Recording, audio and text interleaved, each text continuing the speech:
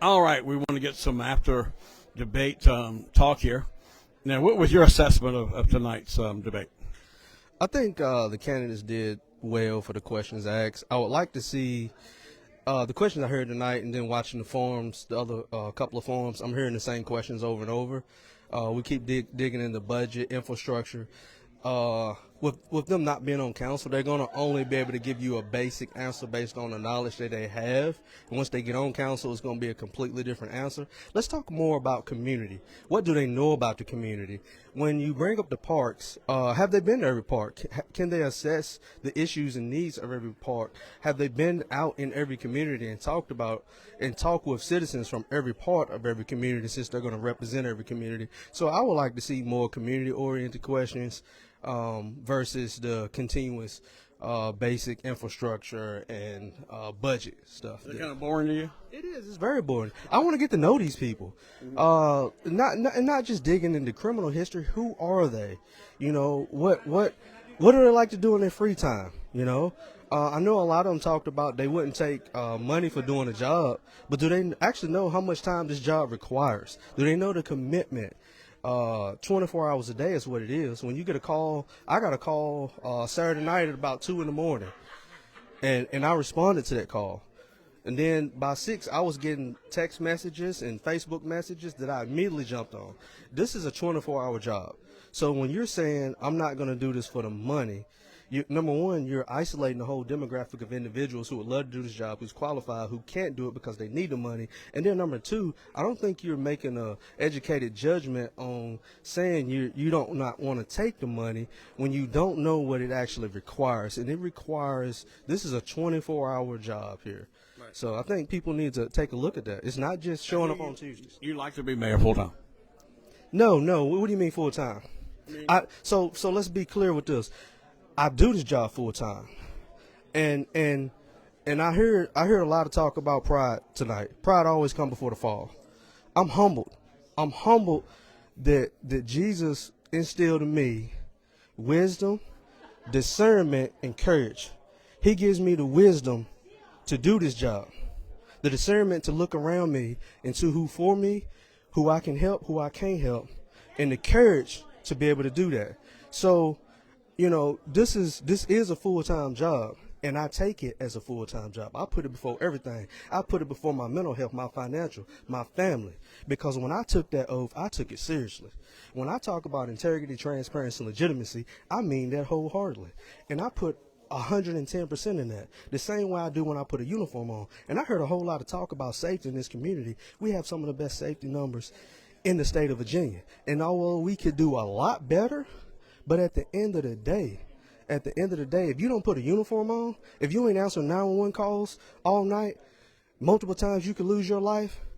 Don't talk about what the police should or shouldn't be doing until you have the information in front of you to make an educated guess. So when you were listening, talking about safety, you thought that was cheap? Well, I think everybody can talk. Everybody can talk about hearing loud music and cars screeching by. But I put the uniform on every day. And I've worked patrol. Them patrol guys, sometimes it's 4 or 5 guys, even on a full shift. If you've got multiple ECOs, emergency custody orders, and you're sitting at the hospital, and you've got 3 men on a shift protecting 11 square miles of a city, and you get a call that takes all 3 of you to handle, and you've got calls backed up, you don't have time to worry about parked cars, loud music. It's not that you don't care, because you do. All those officers care. If they didn't, they wouldn't put the uniform on for $40,000 a year, okay? But give them guys some credit. Give your chief some credit. It's okay to criticize, but be constructive, especially when you don't put the uniform on, because it's a whole different world when you're answering calls. You don't know what you're going to, and you don't know if you're coming home at night. Now, here's my tough question, because I really have a tough question. Mm-hmm. And because I've been assessing this, and we watched you on the Facebook post against Aaron, so we saw a big split. Is that fair between you two? I'm listening to you. Come on. Come on. All right. So my next thing is, we've got Aaron. I call it Aaron's team, and it looks like Kathy is kind of like joined up with you, and it looks like Rayshawn, you're mentoring him, and the resistance likes Lanita because she doesn't always agree with Rawls. Well, tell me who the resistance is. So That would be like sarcastic man, Yul Harris, those kind of folks. In other words, they like the fact she stands up to Ross. So and that's how I formed the LC team, and then you got Aaron came on and said who he wasn't going to vote for. okay. All right, so it looks like y'all it was you, Tammy, and Aaron at one time as a big team, and now that's split. So as people that live here, we got to find at least a 3-team membership that can get things done. So is it fair to say that the LC team would be Kathy, Rashawn, and possibly Lanita? Okay, I kind of understand where you're going with it. Is that crazy or what? First of all, I just want to tell you how good you look tonight. I've never seen you dressed up. Okay. That's number one, and I got that exact same tie as I told you before. Yeah, You're looking real good, all right. but I'm glad you phrased it that way because it makes a lot of sense. So, give me time to break this down. Okay. Number one, in January, I went to Julian May and asked him to run. He had previously said no multiple times to Aaron, and the whole idea was to form a super PAC, and that was the words. And I went to him. He decided to run. He was the first. I spoke with 2 main individuals, Shauna Hines, who said no because she loves what she's doing, and Damian Wainwright, who initially said yes, and he was interested, and then he became a pastor, and that took him away from his duties. I met with Lanita and John sometime late May. By this time, I had backed myself out of the situation based on things that was going on with the Kathy situation, Chamber of Commerce situation, things that I didn't like the way they were going, and I didn't want to be involved in the election this close. And I told them I would give them any advice they needed from me. When they signed up, they knew that they were joining a team of 3. They knew that, and actually at the time I met with John first. We were at the coffee shop. Aaron gave him the same speech. Don't worry about the money. Don't worry about people campaigning for you. Just try to run a clean, positive election. Let me handle the dirty work. And, the goal was to prevent Kathy from running at that time. Right after him, he left my table, went to a table behind me. Lanita comes up. Aaron grabs a couple of her sheets and lets her know that he's going to get some signatures for her. And gave her the exact same speech. The speech that I gave her, I gave Kathy, I gave Rashawn, I gave them all. I'll give you an advice I can give you. If it's for you, it's for you. If it's not, it's not. It's not a team for me. It's me representing the citizens of Martinsville and doing what I said I was coming to do. And I look for individuals who are being honest, who are being truthful. You're saying you helped pick this team too? Help pick the team? Yeah, like some of the people we're saying up here. So I helped pick Julian. I can say that. Lanita, by the time Lanita and John come, I just met them. Okay. And so it wasn't, I had spent some time with him. I consider him a friend of mine. I consider him to be honest. I consider him to be his own person and not be, as your friend, Sarcastic Man says, a bobblehead. Yeah. But I mean, from what I've seen, that's exactly what we've seen. From them being dishonest about their relationship with Mr. Ross. From them being dishonest about having an opportunity to meet with the city manager, she gave them all opportunity. Who's being dishonest? Lanita, John, and Julian. From the first debate, oh, wow. Go back and you listen to it. Okay. They all said they didn't have an opportunity to meet the city manager, and Lanita went first. But then the next Monday, she's coming in the office. She's apologizing, saying, "Oh, I forgot. I didn't mean it that way. I misspoke, and I just forgot." All right, so let me make sure I got you right. Give me the 3 people you saying are being dishonest. They were dishonest on that. All right. Okay. So don't scratch nothing because you got a record here. Don't scratch nothing. They were being dishonest I on. want to hear it out of your mouth. They were being dishonest. Who's they? They mean Julian May, who was dishonest. John and Lanita was dishonest about when they signed up for this job, their intentions and them being together in cohesive with Aaron, and they were running as a unit. Okay? So when they say, "Oh, we just met and we're not that close of friends," that's a lie. They knew when they signed up because I was there. Okay, all right.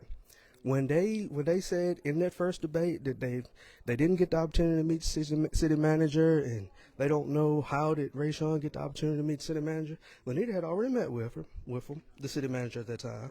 Right. Rayshawn had already taken the opportunity to meet. Nobody else had taken the opportunity to meet, but everybody was given the opportunity to meet at the Fieldale drive-through, or what was it called, parade, when they took the picture together. 4th of July.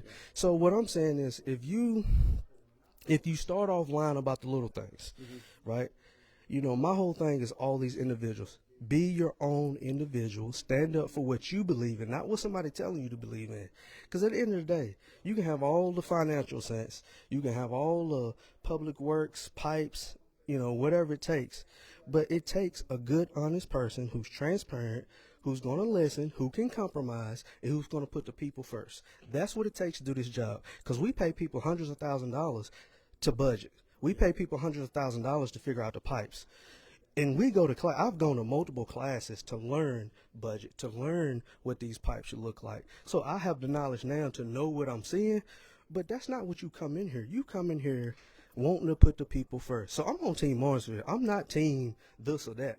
I'm putting the people first. And that's what I want, people who come to put the people first. Not an elitist group who has an agenda, who wants to continue thriving in a business that benefits their businesses, but who put the people first. All right.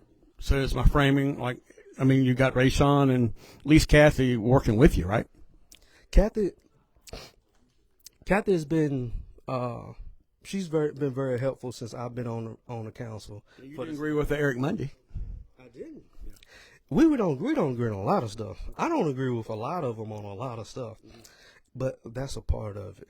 I'm able to come and articulate my thoughts, and I'm willing to compromise for the good of the people. And that's what I've seen in her. That's what I've seen in Lawrence. Even to some point with Aaron and Tammy. We've been able to compromise and get things done. And that's what it's all about at the end of the day. You know, but when you get to the point where you want to run the deck and you want to run a group of people to push things a certain way, that's wrong, because we should be all about the people. So when I say the Aaron team and the LC team, you don't go with that?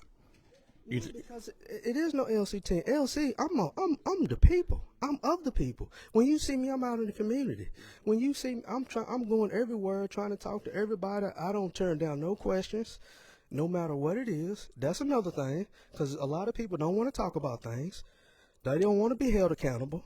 You can ask me anything. I got a pass. I've been arrested in 3 different states, all multiple charges. You know. And look where I am today, because somebody gave me a second chance. And here we are holding one person's second chances and another person's second chances, but we're going to overlook his because it's a little bit longer down the road. Tomorrow you can mess up. By God's grace, I'm going to be all right tomorrow. But what I am going to do is put the people first. And it ain't no teams. I'm Team Martinsville 100% all the way. I'm about the people. I'm definitely about the schools, and I'm in a school every week. I know a lot of things came up with. They applauded Miss Stephanie Mills. I applaud her for what she said. I respect what she said. But you know what? She wasn't talking to me. That's what you should have asked. Who did you read her post, the follow-up post, to see exactly who she was talking about? I have to look that up. Anything else you want to say? No, man, you look so good tonight, brother. Keep looking like us. Keep looking like us, and keep getting this type of help. Louise you gonna help. run it up. Can you believe Louise? He's doing my camera tonight. Hey, he's a team player. He's Team Martinsville too. There you go. Martinsville all the way, buddy. All right. LC Jones on scene.